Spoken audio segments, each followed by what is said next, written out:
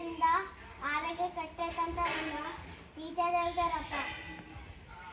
ಬಿಡಬೇಡಪ್ಪ, ಬಿಡಬೇಡಪ್ಪ, ಆರೋಗ್ಯ ಕೆಟ್ಟ ಪಾಪ ಬೀಡಿ ಕುಡಿಬೇಡಪ್ಪ, ಸೇರ್ಬೇಡಪ್ಪ.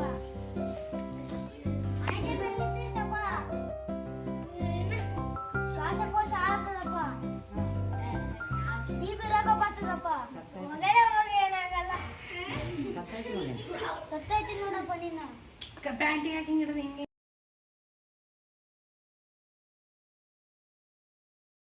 ತಿನ್ಬೇಡಪ್ಪ, ಮುತ್ತ ತಿಂದ್ರೆ ಸತ್ತೋಗ್ತಾವ. ಮಗನೇ ಹೋಗು.